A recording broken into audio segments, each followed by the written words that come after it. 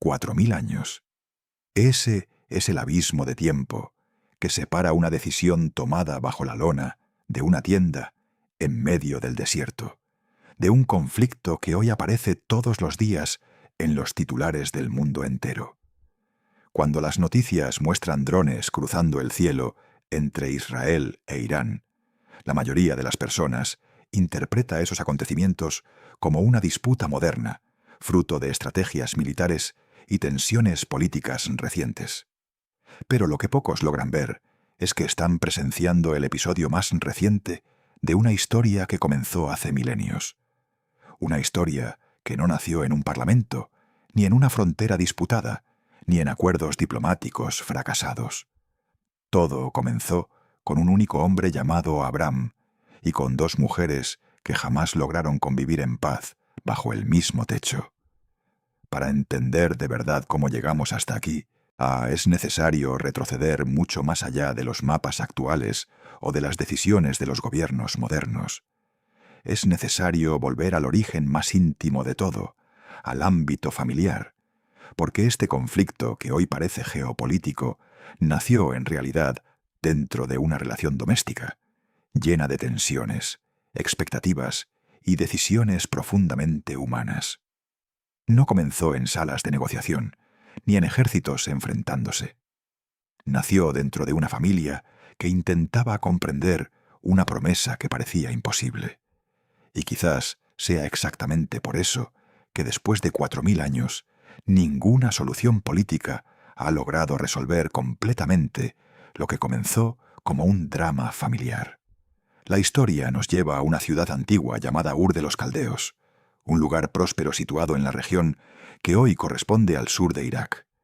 En aquella época, Ur era un importante centro comercial, repleto de actividad, templos y rutas que conectaban diferentes civilizaciones del mundo antiguo. Allí vivía un hombre llamado Abram. Todavía no había recibido el nombre por el que sería conocido más tarde.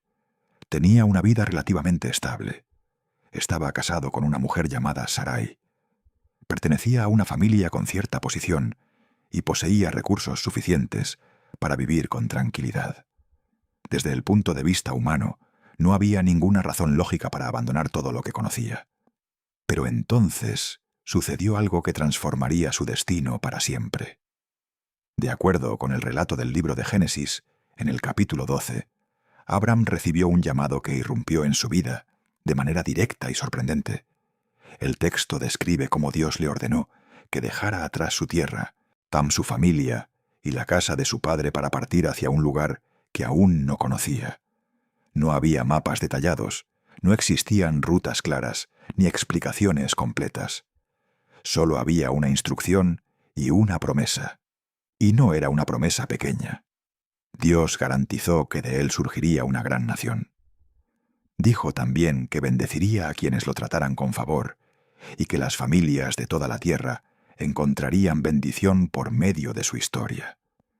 Era una promesa enorme, cargada de implicaciones espirituales, históricas y humanas. En términos simples, Abram estaba recibiendo la garantía de que su vida tendría un impacto que trascendería generaciones enteras. Descendientes incontables, protección divina y un papel central en la historia de la humanidad formaban parte de aquel anuncio. Pero había un detalle que convertía todo aquello en un aparente imposible. Sarai, su esposa, no podía tener hijos. La narrativa bíblica enfatiza ese hecho desde el principio, como si quisiera preparar al lector para la paradoja que estaba a punto de desarrollarse. Incluso antes de describir el viaje de Abram, el texto deja claro en Génesis capítulo 11, versículo 30, en una frase breve y directa: Sarai era estéril, no tenía hijos. Ese pequeño detalle cambia completamente la dimensión de la promesa. La promesa de una gran descendencia había sido entregada a un hombre cuya esposa no podía concebir. Era como anunciar un futuro repleto de generaciones a alguien que humanamente no tenía ninguna posibilidad de iniciarlas. A pesar de esa contradicción evidente, Abram decidió obedecer. Cuando tenía 75 años, salió de Harán, acompañado por Sarai, su sobrino Lot, y todo lo que habían acumulado a lo largo de la vida: bienes, rebaños, siervos y pertenencias. No era un viaje corto ni sencillo. Significaba abandonar la seguridad de lo conocido para caminar hacia una tierra que apenas había sido mencionada. El destino era Canaán, una región que en aquel tiempo estaba habitada por diferentes pueblos y culturas. El trayecto los llevó a atravesar varias regiones hasta llegar a un lugar cercano a Siquem, donde se encontraba la encina de Moré. Fue allí donde, según el relato, Dios volvió a aparecer ante Abram para reafirmar la promesa. Esta vez agregó un detalle más específico: aquella tierra sería entregada a su descendencia. Ante ese anuncio, Abram respondió de la única manera que sabía en ese momento. Construyó un altar. Ese sería el primero de varios altares que levantaría a lo largo de su vida. Cada uno representaba un momento de encuentro, a un recordatorio visible de que el Dios que lo había llamado seguía a su lado. Pero al mismo tiempo, cada altar también marcaba una paradoja silenciosa. Las promesas continuaban creciendo mientras el tiempo seguía pasando. Los años comenzaron a acumularse. 5 años después, 10. La vida siguió su curso normal. Los rebaños crecían, las estaciones cambiaban, los viajes continuaban, pero la promesa central permanecía sin cumplirse. Abram y Sarai todavía no tenían hijos. La idea de una descendencia tan numerosa como las estrellas parecía cada vez más lejana, suspendida en algún lugar entre la fe y la incertidumbre. Y entonces llegó una noche que transformaría completamente la manera en que Abram vería su futuro. El capítulo 15 de Génesis describe un momento profundamente simbólico. Dios llevó a Abram fuera de su tienda, o en medio de la oscuridad, y le pidió que mirara al cielo. En el desierto antiguo, lejos de las luces de las ciudades modernas, el cielo nocturno podía verse con una claridad impresionante. Miles de estrellas cubrían el firmamento. Dios dijo algo simple pero poderoso: intenta contarlas si es que puedes. Después agregó que así sería su descendencia. El texto explica que Abram creyó en esa promesa, y esa confianza fue considerada como justicia. En otras palabras, Abram decidió confiar incluso cuando las circunstancias visibles parecían contradecir lo que había escuchado. Creyó en un futuro que todavía no existía. Creyó en generaciones que aún no habían nacido. Pero la realidad inmediata seguía siendo la misma. Sarai todavía no podía tener hijos.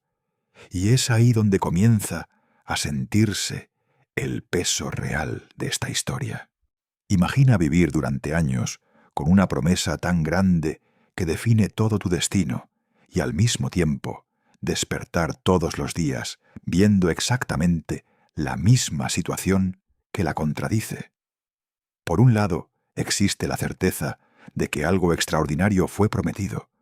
Por otro, cada año que pasa, parece alejar un poco más la posibilidad de que esa promesa se haga realidad.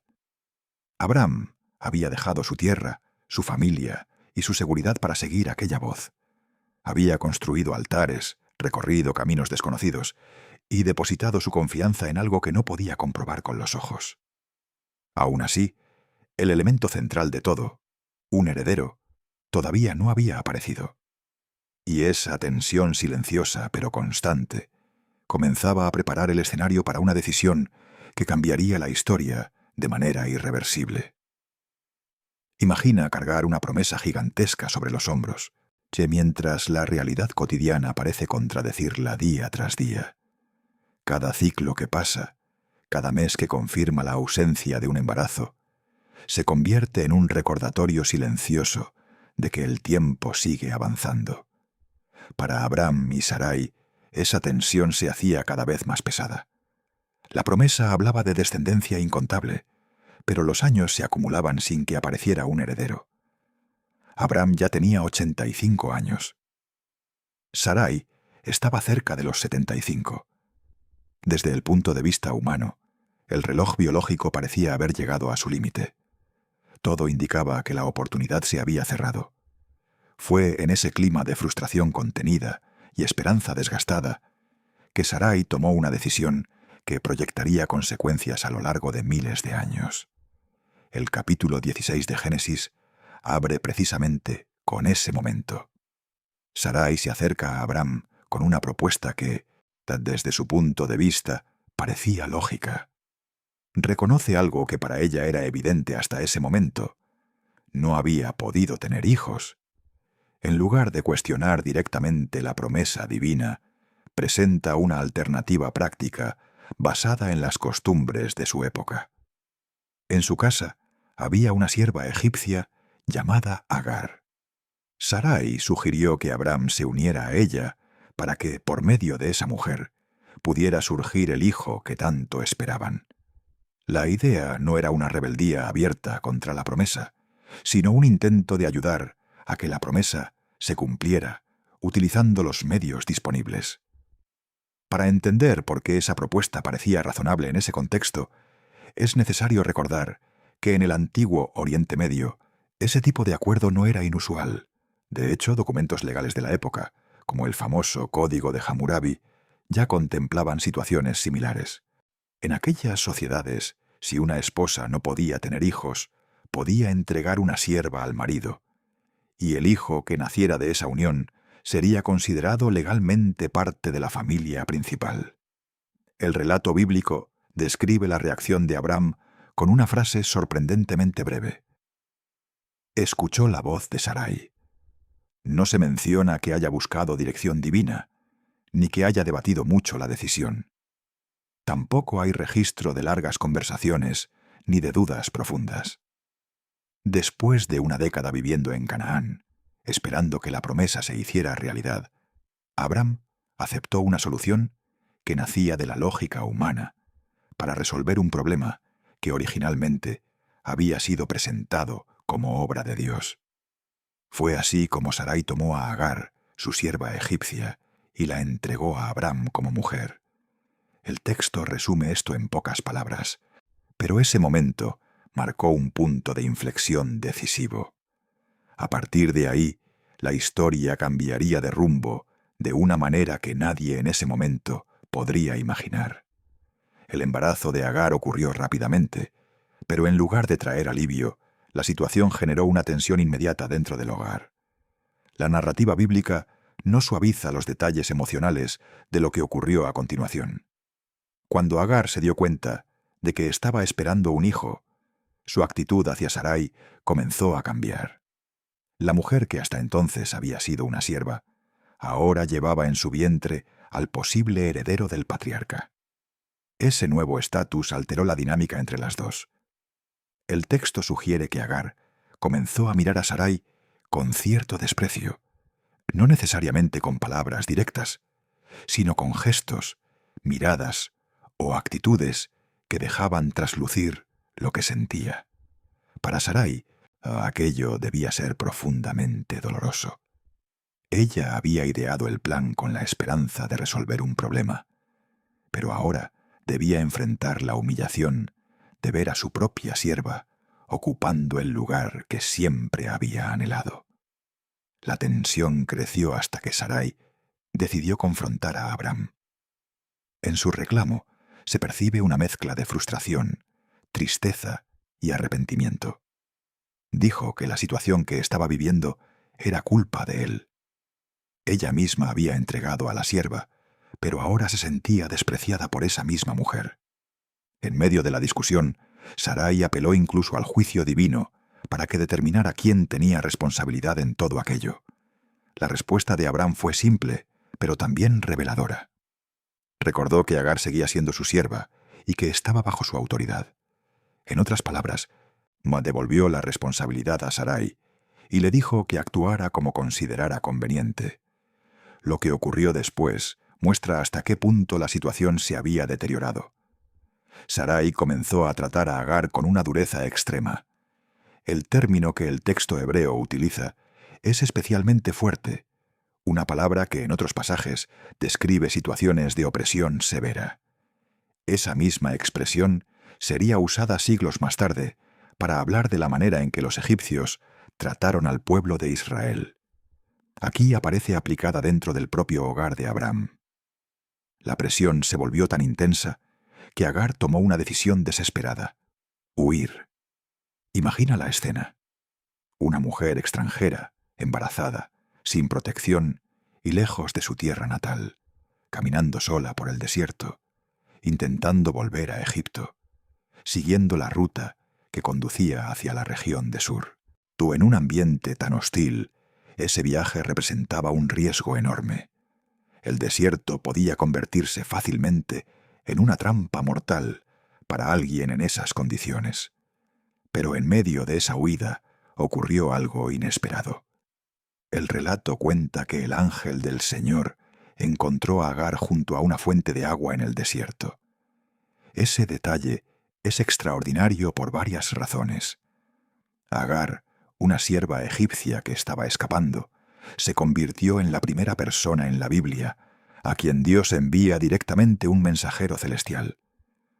No era una reina, ni una profetisa reconocida, ni la líder de una nación. Era una mujer vulnerable, huyendo de una situación insoportable. El mensajero le hizo dos preguntas simples, pero profundas. ¿De dónde venía y hacia dónde iba? La respuesta de Agar fue directa y llena de honestidad, y dijo que estaba escapando de la presencia de su señora. No intentó disimular la realidad, ni suavizar lo que estaba viviendo. Simplemente explicó que estaba huyendo. Entonces el ángel le dio una instrucción que debía ser difícil de escuchar: que volviera y se pusiera nuevamente bajo la autoridad de Sarai.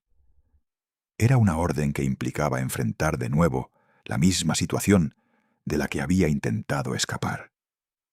Pero junto con aquella difícil instrucción, llegó también una promesa sorprendente. El mensajero de Dios no solo pidió que Agar volviera, sino que reveló algo que cambiaría completamente la manera en que ella vería su propio futuro.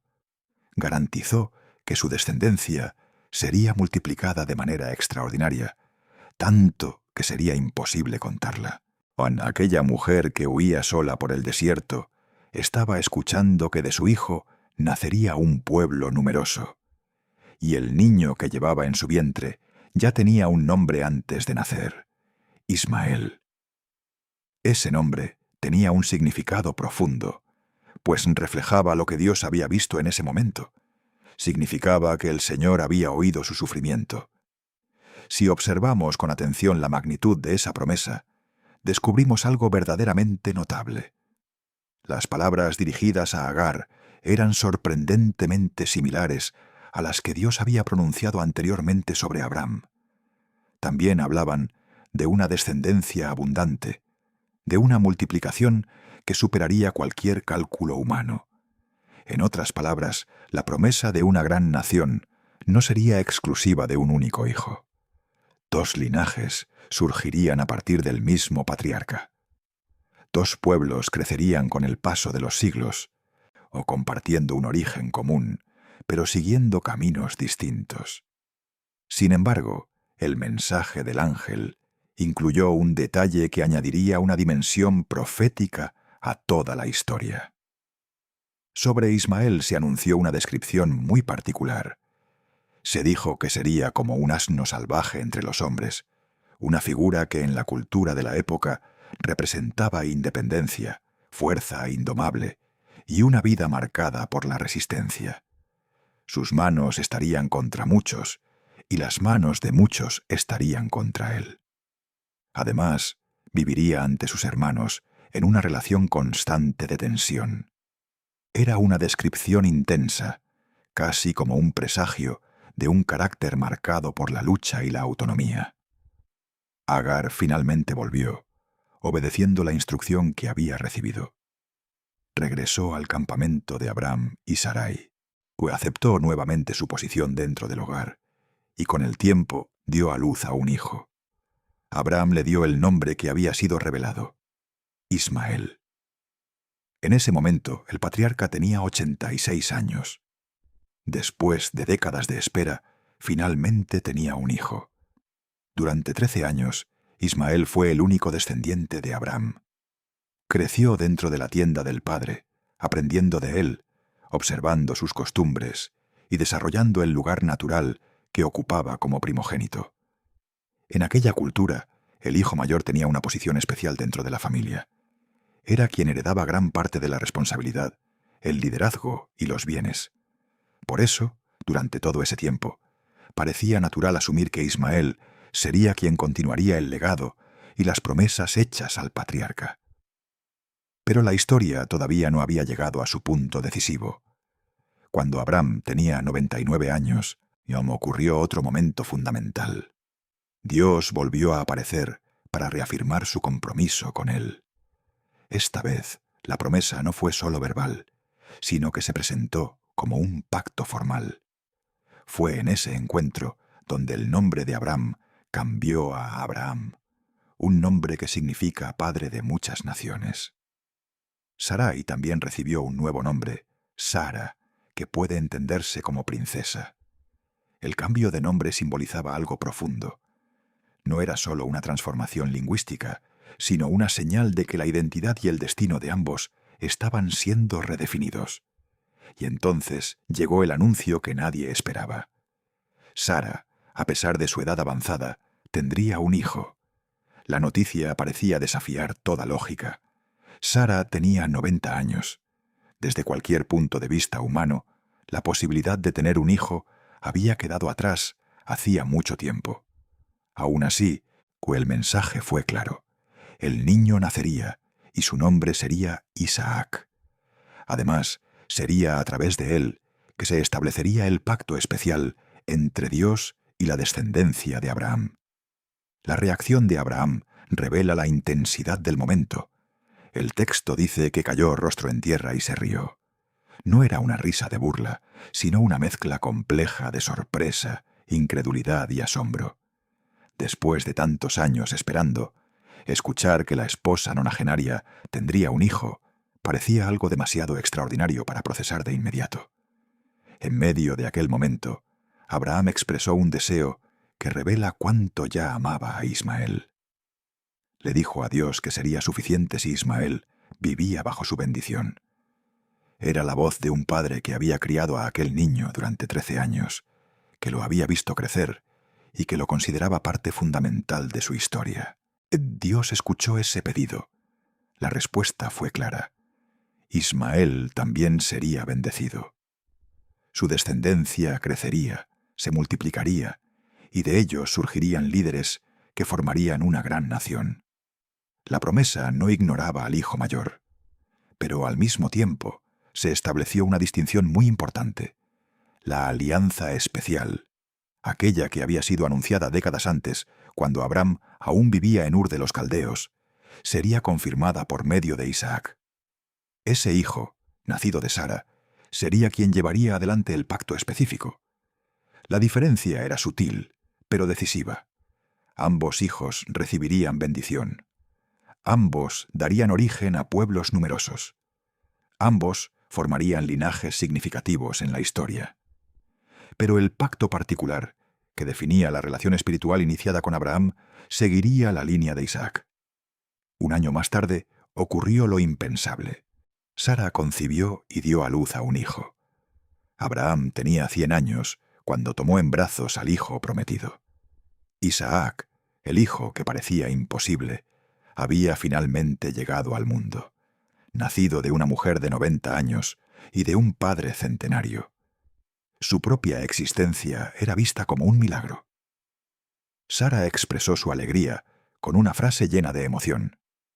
Dijo que Dios le había dado motivo de risa y que todos los que escucharan la historia compartirían aquella alegría con ella.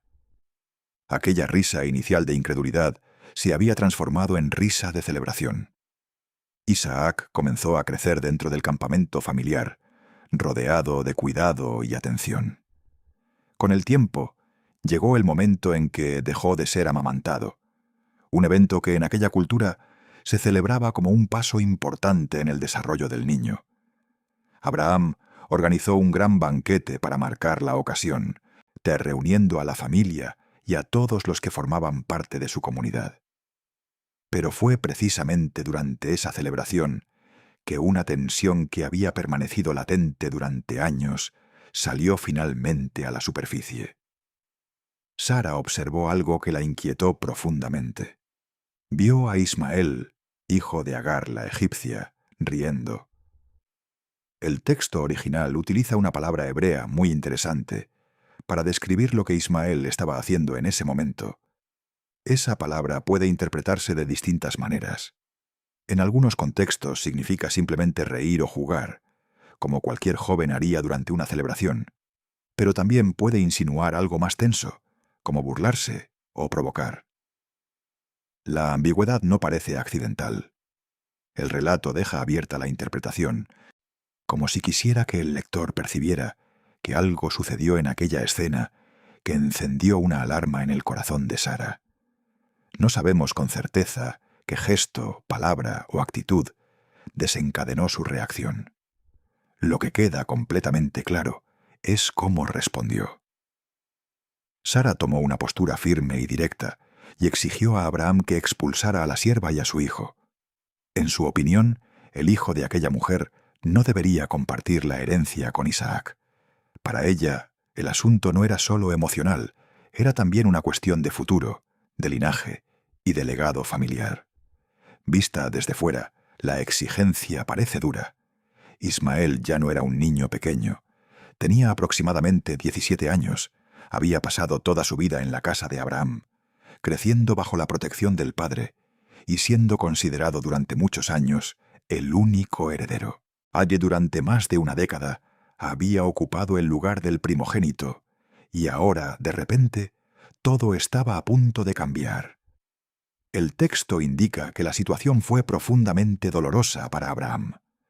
No era simplemente un conflicto doméstico, era un padre ante una decisión imposible: elegir entre sus hijos.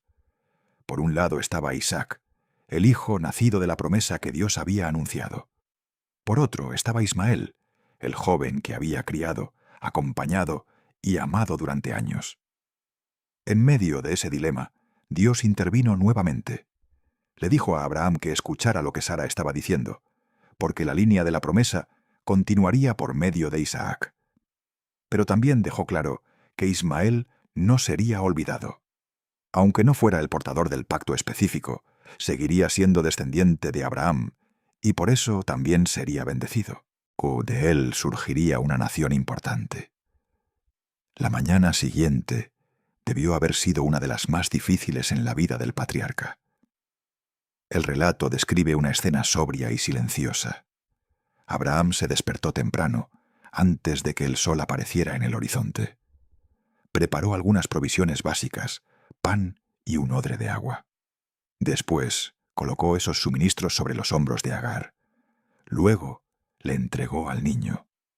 Imagina por un momento el peso emocional de ese instante. Un padre que se despierta de madrugada para mandar lejos a su propio hijo. No se menciona un gran equipaje, ni una caravana acompañándolos. Solo una pequeña reserva de comida y agua, lo suficiente para iniciar un camino incierto. Agar, con esas provisiones, debía adentrarse en el desierto junto con su hijo adolescente. El texto bíblico es sorprendentemente breve al narrar la despedida. No menciona palabras finales, abrazos prolongados, ni lágrimas visibles. Solo dice que Abraham los despidió, y con eso comenzó el viaje. Agar caminó sin rumbo claro por la región del desierto de Beerseba.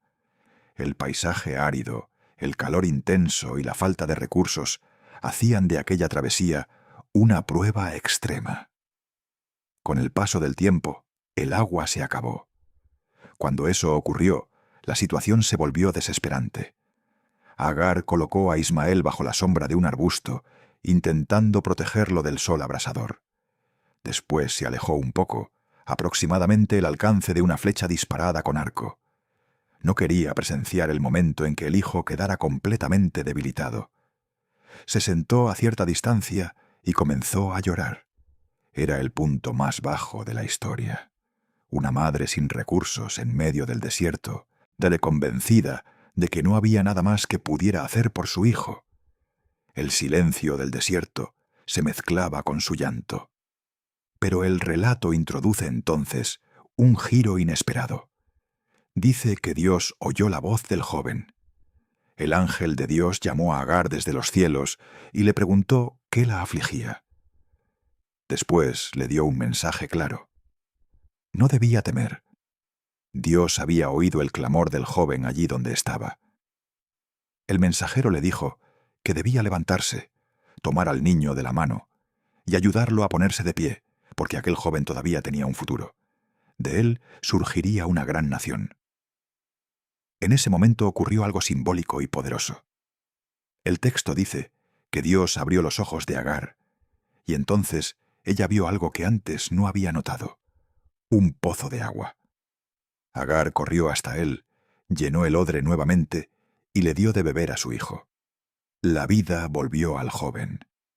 Ismael sobrevivió, y con el paso del tiempo, él creció en la región del desierto de Parán. Se adaptó a la vida en ese ambiente duro y aprendió habilidades propias de quienes vivían en aquellas tierras. Se convirtió en arquero, una destreza esencial para la supervivencia en territorios abiertos. Su madre, manteniendo vínculos con su tierra de origen, le consiguió una esposa proveniente de Egipto. Lejos de la tienda del padre y lejos del hermano menor que había ocupado el lugar de heredero, Ismael comenzó a construir su propio camino. El libro de Génesis, en el capítulo 25, registra más adelante algo significativo. Ismael tuvo 12 hijos que se convirtieron en jefes de sus respectivas tribus. 12 príncipes, exactamente como había sido anunciado en la promesa. Fue así como surgió el pueblo conocido como los ismaelitas. Era una nación cuyo origen estaba marcado por una historia de expulsión y supervivencia. Sus descendientes se expandieron por regiones que iban desde Javila hasta Sur, cerca de Egipto, extendiéndose hacia territorios que más tarde se conectarían con zonas próximas a Asiria. Eran pueblos acostumbrados al desierto, comunidades nómadas que se movían entre rutas comerciales, caravanas y campamentos temporales. Con el paso de los siglos, esos grupos se mezclaron con otras tribus árabes que habitaban la península. Juntos, formaron parte de un mosaico complejo de pueblos que compartían cultura, rutas y territorios en la vasta región de Arabia. De esta forma, mientras el linaje de Isaac continuaba desarrollándose dentro de la tierra prometida, la historia de Ismael avanzaba por otro camino completamente diferente, decreciendo lejos de aquellas tiendas familiares y arraigándose en las vastas regiones del desierto. Muchos siglos más tarde, dentro de la tradición islámica, que surgió más de 2000 años después de estos acontecimientos, Ismael sería reconocido como una figura central en el origen de los pueblos árabes. De acuerdo con esa tradición, sería antepasado del profeta Mahoma y, por extensión, de gran parte del mundo árabe. Esa conexión forma parte de la identidad espiritual e histórica que millones de personas sostienen hasta hoy. Así, el hijo que un día caminó por el desierto con su madre terminó convirtiéndose, en la memoria colectiva de muchas culturas, en el punto de partida de una vasta genealogía. Mientras tanto, la descendencia de Isaac siguió una historia diferente. Isaac tuvo un hijo llamado Jacob, de cuya vida estuvo marcada por momentos decisivos que transformaron su identidad. Uno de los episodios más conocidos ocurre cuando Jacob pasa una noche luchando con un ser celestial. Después de ese encuentro misterioso, su nombre fue cambiado a Israel. Ese nuevo nombre no solo redefinía su vida personal, sino que también daría origen a una identidad colectiva. Israel tuvo 12 hijos, y de ellos surgirían las 12 tribus que formarían el pueblo de Israel. A partir de ese punto, el relato bíblico se convierte en la crónica de un pueblo que atraviesa innumerables etapas históricas. El tiempo de esclavitud en Egipto, la liberación narrada en el Éxodo, el regreso a Canaán, el establecimiento de reinos, las divisiones internas, los períodos de exilio y, posteriormente, el retorno.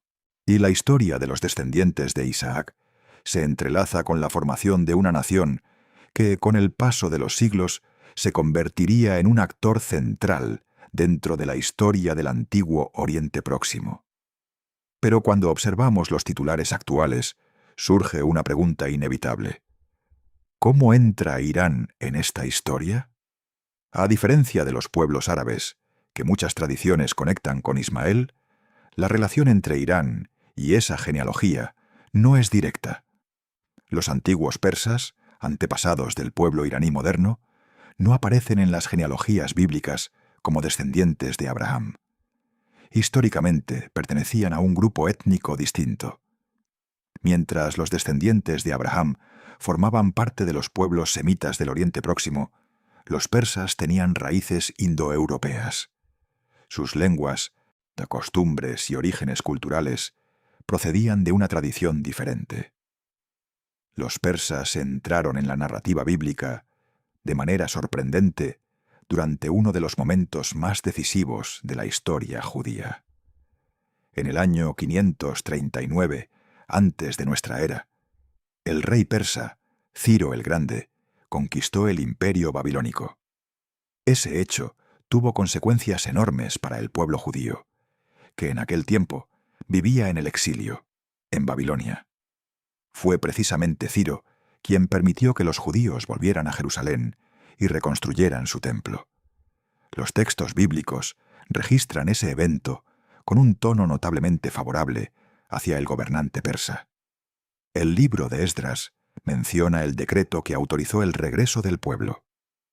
Incluso el profeta Isaías, en un pasaje extraordinario, se refiere a Ciro como ungido del Señor, da una expresión de gran honor raramente aplicada a alguien ajeno al pueblo de Israel. En aquel momento histórico, lejos de existir rivalidad, la relación entre persas y judíos estaba marcada por cooperación y respeto. Sin embargo, la historia raramente permanece estática. Con el paso del tiempo surgieron nuevas tensiones y episodios complejos. Uno de ellos aparece narrado en el libro de Ester, que se desarrolla dentro de la corte del imperio persa durante el reinado de Jerjes. Allí se describe un intento de exterminio contra el pueblo judío, impulsado por un funcionario llamado Amán. Aunque el relato concluye con la protección del pueblo judío y el fracaso del complot, también muestra que incluso en períodos de convivencia existían corrientes ocultas de hostilidad. Pero el cambio más profundo que transformaría la relación entre Persia y el mundo judío ocurrió siglos después, durante la expansión del Islam. En el siglo VII de nuestra era, los ejércitos árabes musulmanes conquistaron el imperio persa sasánida. Hasta ese momento, Persia había practicado durante más de 1000 años una religión antigua llamada zoroastrismo. Con la conquista, el panorama religioso y cultural del territorio comenzó a transformarse gradualmente. Con el paso del tiempo, gran parte de la población adoptó el Islam. Esa conversión no solo implicó cambios religiosos, sino que también introdujo nuevas narrativas históricas y espirituales que conectaban a los pueblos árabes con la historia sagrada por medio de la figura de Ismael. Muchos siglos después, otro acontecimiento reforzaría esa dirección.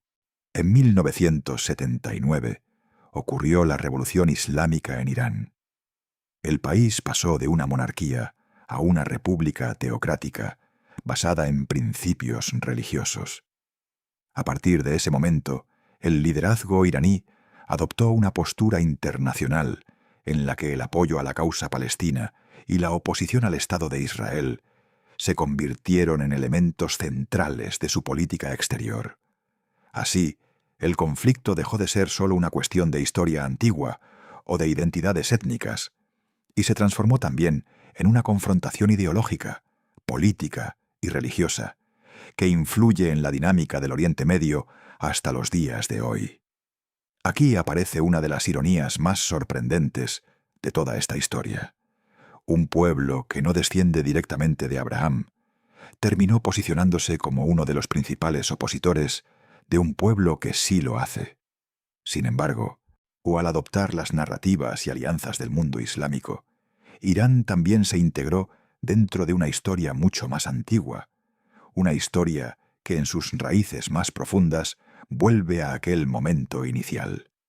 Dos hijos nacidos en circunstancias distintas, Ismael e Isaac, el hijo de la sierva y el hijo de la promesa, y una tensión que comenzó hace 4000 años, cuya resonancia todavía se percibe en el presente.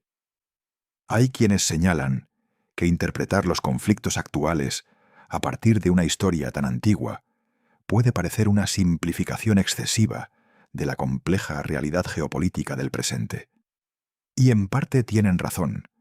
La rivalidad entre Israel e Irán involucra factores modernos muy concretos: intereses energéticos, competencia por influencia regional, programas nucleares, o estrategias militares indirectas y alianzas con diferentes actores en la región, incluidos movimientos armados que operan en varios frentes. La política internacional raramente se explica por una única causa. Reducir todo lo que ocurre hoy a una desavenencia familiar ocurrida hace 4000 años sería ignorar una enorme cantidad de elementos contemporáneos. Sin embargo, también sería un error pasar por alto el trasfondo histórico y cultural que alimenta las narrativas de ambos lados. Cuando los líderes iraníes utilizan discursos que cuestionan la existencia del Estado de Israel, o cuando los dirigentes israelenses describen a Irán como una amenaza profunda para su seguridad, lo que está en juego no es solo una ecuación estratégica. Hay algo más profundo moviéndose bajo la superficie. Existe una memoria colectiva, una manera de interpretar la historia, una narrativa que define quién pertenece y quién queda fuera. Esas narrativas no nacen en discursos políticos modernos, se alimentan de tradiciones, identidades y relatos que fueron transmitidos durante generaciones. Las historias que los pueblos cuentan sobre su origen tienen un poder enorme. Influyen en la manera en que las sociedades entienden su lugar en el mundo. En el caso de israelíes e iraníes, aunque sus trayectorias históricas son diferentes, ambas terminan conectándose indirectamente con el mismo punto de partida simbólico. Aquella antigua escena en el desierto, donde comenzó la historia de Abraham y sus descendientes.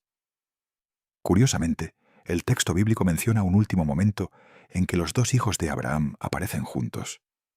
No ocurre en un contexto de disputa, ni de rivalidad abierta, sino en un momento solemne. El libro de Génesis describe el funeral del patriarca.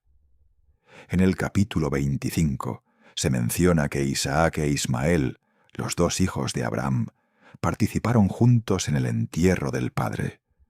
El lugar elegido fue la cueva de Macpela, en el campo que había pertenecido a Efrón, el Eteo, frente a Mamre. Allí también había sido sepultada Sara, la esposa de Abraham. Aquella tumba familiar se convirtió en el punto donde las historias de los dos hermanos volvieron a cruzarse. Imagina la escena. Dos hombres que habían pasado décadas separados, con vidas desarrolladas en direcciones distintas, encontrándose nuevamente ante el cuerpo del Padre que ambos habían conocido y amado. El relato no registra conversaciones entre ellos, no menciona si hubo reconciliación, ni si compartieron recuerdos o emociones. El texto simplemente dice que cumplieron juntos el acto de sepultar al Padre. Después de ese momento, la narrativa vuelve a separarlos. Dos líneas familiares siguieron su curso. Dos pueblos crecieron con identidades propias, y aún así, ambos compartían el mismo punto de origen. Hasta hoy, investigadores debaten diversos aspectos históricos relacionados con estos relatos antiguos. Algunos se preguntan con precisión dónde estaba ubicada la ciudad de Ur de los Caldeos. Otros analizan cuál pudo haber sido la ruta exacta que Abraham recorrió hasta llegar a Canaán.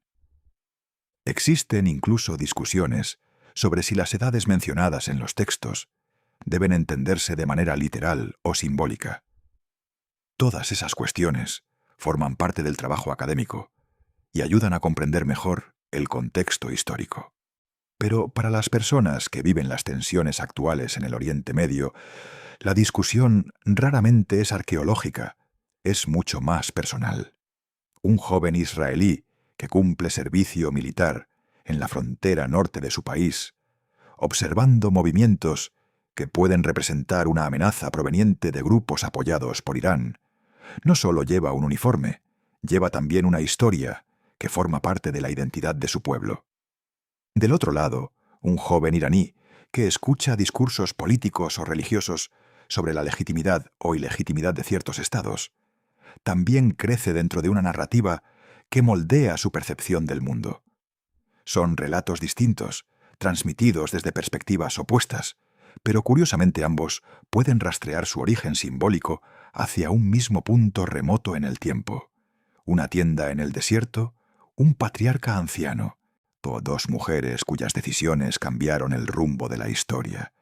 Dos hijos cuyos caminos marcaron trayectorias diferentes. La tragedia de esta historia no reside necesariamente en el hecho de que sus protagonistas fueran malvados. Sara no actuó movida por la crueldad cuando ofreció a Agar como parte de su plan. Era una mujer ante una promesa que parecía imposible de cumplir por medios naturales. Agar tampoco fue una villana por sentir orgullo al llevar en su vientre al hijo del patriarca. Era una sierva que, por primera vez en su vida, tenía algo que la colocaba en una posición diferente dentro de aquella familia. Incluso Abraham, al aceptar el acuerdo o al despedir a Ismael, no aparece como un personaje cruel. Se muestra más bien como un hombre atrapado entre responsabilidades, emociones y lo que interpretaba como dirección divina. Cada uno de ellos estaba intentando lidiar con circunstancias extremadamente complejas, con los recursos que tenía en ese momento, y aún así, el resultado desencadenó secuencias que se extendieron a lo largo de milenios. Quizás sea ahí donde reside uno de los aspectos más inquietantes de toda esta narrativa. El conflicto que surgió no nació necesariamente de la maldad deliberada de sus protagonistas, sino de algo mucho más común en la experiencia humana: la impaciencia ante las promesas, el intento de resolver por medios propios lo que requería tiempo, las emociones de celos, orgullo herido y miedo, elementos profundamente humanos que, al combinarse en un momento decisivo de la historia, terminaron creando una fractura cuyas repercusiones todavía resuenan en el mundo actual. Y las grandes tragedias de la historia no siempre nacen de actos claramente maliciosos o de decisiones tomadas con la intención de causar daño. Con frecuencia comienzan de una forma mucho más sutil. Surgen de decisiones pequeñas, comprensibles dentro del contexto del momento, elecciones que parecen razonables para quien las toma. Sin embargo, cuando esas decisiones se encadenan una tras otra, terminan generando consecuencias que nadie imaginó y que con el paso del tiempo se vuelven casi imposibles de revertir. Fue exactamente eso lo que ocurrió en esta historia. Todo comenzó con un gesto que, desde cierta perspectiva, parecía lógico. Una esposa que, desesperada por cumplir una promesa que parecía inalcanzable, decide ofrecer a la sierva como alternativa. Un marido que acepta ese acuerdo porque también siente el peso de una promesa que aún no se ha cumplido. Después viene la reacción humana inevitable. La sierva que, al verse embarazada, comienza a mirar a la señora con una mezcla de orgullo y desafío. La señora que, herida por esa mirada, responde con dureza. La tensión crece hasta que llega un momento decisivo, una expulsión al amanecer, en silencio, sin ceremonia. Después viene la escena del desierto. Una madre caminando bajo el sol abrasador, un joven debilitándose por la sed, lágrimas cayendo sobre la arena. Cada uno de esos momentos tenía sentido para quien lo estaba viviendo. Cada decisión respondía a emociones reales, a circunstancias concretas, a intentos humanos de resolver situaciones difíciles. Ninguno de ellos podía prever que esa cadena de acontecimientos terminaría generando una división que resonaría a lo largo de la historia. Sin embargo, cuando se observa el panorama completo, la suma de todas esas acciones produjo exactamente eso, una fractura profunda que trascendió generaciones. El relato bíblico dice que Abraham vivió hasta los 175 años. Describe su muerte como la de un hombre que partió en buena vejez, avanzado en días y habiendo vivido una vida larga. Pero hay algo que el texto no menciona de manera explícita: si murió completamente en paz con todo lo que había acontecido. Porque Abraham fue testigo de momentos que debieron haberlo marcado profundamente. Vio cómo sus dos hijos crecían en caminos diferentes. Presenció el momento en que Agar huyó al desierto. Ya fue él mismo quien una mañana le entregó a Ismael provisiones mínimas y lo mandó lejos junto con su madre. La historia, que había comenzado con una promesa extraordinaria, la promesa de bendición para todas las naciones, terminó dando origen también a una de las divisiones más persistentes en la historia de la humanidad. No porque la promesa fuera incorrecta, no porque el plan divino estuviera destinado a fallar, sino porque en un determinado momento las personas involucradas intentaron acelerar ese proceso, utilizando soluciones humanas para algo que requería paciencia y confianza. A veces, cuando las promesas tardan demasiado en cumplirse, surge la tentación de intervenir, de forzar los acontecimientos, de buscar atajos que parezcan resolver el problema de inmediato. Y aunque esas decisiones puedan parecer razonables en el instante en que se toman, sus efectos pueden extenderse mucho más allá de lo que cualquier persona imagina. Hoy, 4000 años después de aquella historia narrada en las antiguas páginas del Génesis, el mundo todavía experimenta las ondas de esas decisiones. Todo comenzó en una tienda en el desierto. Una noche aparentemente común, un intento humano de resolver una situación complicada. Lo que en aquel momento parecía una solución, terminó abriendo una historia de tensiones que atravesó generaciones enteras. Un conflicto que ni los enfrentamientos armados han logrado cerrar por completo, ni los acuerdos políticos han podido sanar del todo. Y quizás por eso esta historia sigue siendo contada, porque más allá de los detalles históricos, y nos recuerda algo profundamente humano, que incluso las decisiones más pequeñas, tomadas en momentos de presión o desesperación, pueden alterar el rumbo de la historia de maneras que nadie es capaz de prever.